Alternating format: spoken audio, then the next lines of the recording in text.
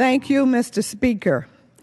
A special thank you to Speaker Boehner for realizing the urgency of this bill. We just got this information, and I went to the Speaker, and he redlined the bill and brought it to the floor. So I'm proud to have my Florida colleagues here with me, a legend in her own time, Representative Ileana Ross-Lehtinen, and Mr. Cabello, who is new and has really jumped into Congress and has been so helpful in all that we do. It's a pleasure to be the time being managed by Andre Carson, who himself is a police officer and who understands who we consider a role model in that field. So thank you so much for being here today for this important bill. I rise today to urge my colleagues to support H.R. 1092, which proposes to designate the federal building located at 2030 Southwest 145th Avenue in Miramar, Florida, in the heart of my district, as the Benjamin P. Grogan and Jerry L. Dove Federal Building. This new 475,000 square foot facility is a state-of-the-art office building and is developed in accordance with the 23rd Zero Environmental Footprint, according to the architects. This facility is a part of the GSA's Design Excellence Program, and in the words of the architect, it expresses the dignity, enterprise, and stability of the United States government while the landscape restores the native environment by reintroducing wetlands and vegetation typical of the Everglades. The facility is LEED certified and is designed to reduce the consumption of portable water by 95%. There are also solar panels on the roof of the annex and garage that will provide renewable electricity.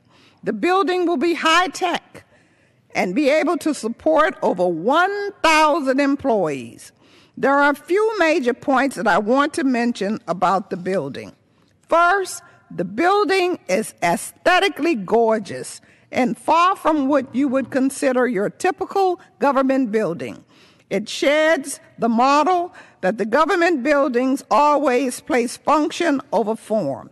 The building stands up from the neighboring buildings so much that most people don't know that it is the new FBI's field office.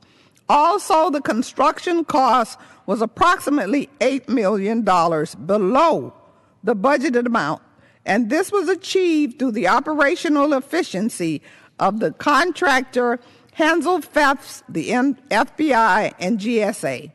The project provided a boost to the local economy by creating hundreds of jobs for the residents of my community. And the employees will be able to give back to the economy, which is so great, by spending money in the city of Miramar. Now, Mr. Speaker, we have an opportunity to create an even stronger personal connection with the local community. We're naming the building in honor of Special Agents Benjamin P. Grogan and Jerry L. Dove, members of the Federal Bureau of Investigation, who died valiantly on Friday, April 11, 1986, in what is still considered the bloodiest gun battle in the storied history of the FBI. Most men and women in law enforcement leave their homes for work knowing that there is a possibility that they may not return. But I don't know if that was on the minds of Agents Grogan and Dove as they left their homes on April 11, 1986.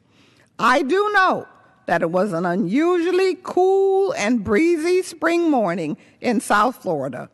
I do know that Miami in the 1980s was plagued by crime and graphic violence. This period has been chronicled in media reports and dramatically portrayed on the TV show Miami Vice and in movies like Scarface. And I know that Agents Grogan and Dove knew about this violence when they said goodbye to their families, picked up their badges and their guns, and left home on the morning of April 11, 1986.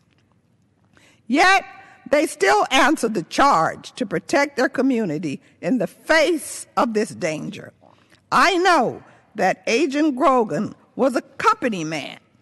I know that he had 25 years of dedicated service to the Bureau and was 1 year from retirement. His wife was also an employee of the Bureau.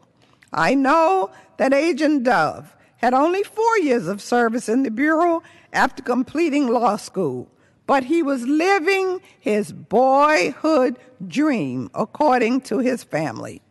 I have their photos displayed here so that you can see the men we are proposing to honor.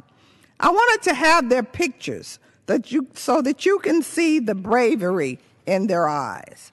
I know that their bravery was the motivation for their joining a team of fellow agents on the morning of April 11, 1986, to tail a vehicle with 2 suspects on board that they thought was connected to a string of violent bank robberies.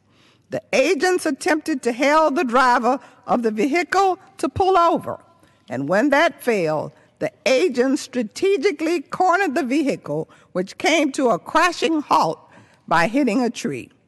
A gun battle immediately ensued. There was a barrage of bullets. I can only imagine how the crackle from the guns cut through the normally peaceful morning of that South Dade neighborhood.